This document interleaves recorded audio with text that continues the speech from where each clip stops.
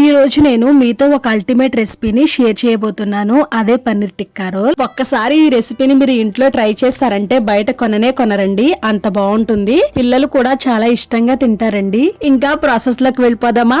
Welcome to my channel. నేను మీ దివ్య. ముందుగా ఒక బౌల్ తీసుకోండి. దానిలోకి 1 కప్ గోధుమ పిండిని తీసుకోండి.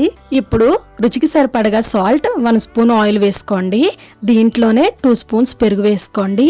ఇప్పుడు మొత్తం కలుపుకోండి. తగినన్ని వాటర్ వేసుకుంటూ కలుపుకోవాలండి. ఒకేసారి వాటర్ పోయొద్దు. మనం చపాతీ పిండి కలుపుకుంటాం కదా, ఆ మాదిరిగా కలుపుకోండి. చూడండి, ఇక్కడ మీకు చూపిస్తాను. ఇలా సాఫ్ట్ గా అయితే ఉండాలి పిండి. ఇప్పుడు పొడి పిండి చల్లుకుంటూ పిండి ముద్దను తీసుకొని చపాతీలా చేసుకోండి. మరీ మందంగా వద్దు, అలానే పలచగా వద్దు. మనం చపాతీ చేసుకుంటాం కదా, అదే విధంగా అయితే చేసుకోండి. ఈ విధంగా అన్ని చేసుకుని పక్కన పెట్టుకోండి. ఇప్పుడు స్టవ్ ఆన్ చేసి ప్యాన్ పెట్టుకోండి. ప్యాన్ హీట్ అయిన తర్వాత చపాతీని వేసుకోండి. ఆయిల్ అయితే వేయొద్దు. ఒక 30 సెకండ్స్ తర్వాత చపాతీని ఇటువైపు టర్న్ చేసి ఇప్పుడు ఆయిల్ అప్లై చేసుకోండి. మళ్ళీ ఇటు ఆయిల్ అప్లై చేసేసిన తర్వాత అటుపక్క టర్న్ చేసి ఆయిల్ అయితే అప్లై చేసుకోండి. ఇప్పుడు చపాతీని అటు ఇటు టర్న్ చేసుకుంటూ ఈవెన్ గా కాల్చుకోండి. మీకు ఇక్కడ ఒక టిప్ చెప్తాను. చపాతీ పైన ఇలా అట్లకాడ గాని గరిటె గాని పెట్టి ఇలా ప్యాన్ అంతా తిప్పుతూ ఉంటే ఈవెన్ గా కాలుతుందండి. ఇదే విధంగా చపాతీలన్నిటిని కాల్చుకొని పక్కన పెట్టుకోండి. ఇప్పుడు స్టఫింగ్ కోసం పన్నీర్ టిక్కాని ప్రిపేర్ చేసుకుందాం. 200 గ్రామ్స్ పన్నీర్ తీసుకోండి. ఇలా పెద్ద క్యూబ్స్ లా కట్ చేసుకోండి. చూపిస్తాను ఇక్కడ మీకు, వీడియోలో చూడండి.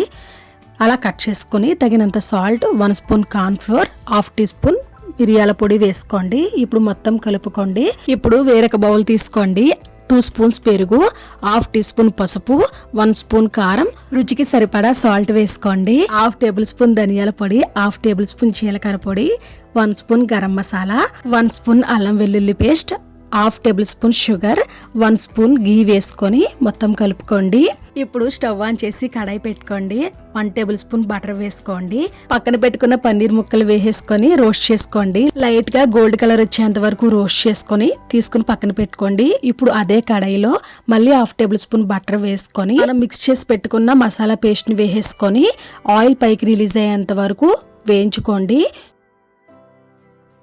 ఆయిల్ పైకి రిలీజ్ అయిన తర్వాత మీడియం సైజ్ క్యాప్సికమ్ ఒకటి తీసుకొని ఇలా సన్నగా కట్ చేసుకుని వేసుకోండి.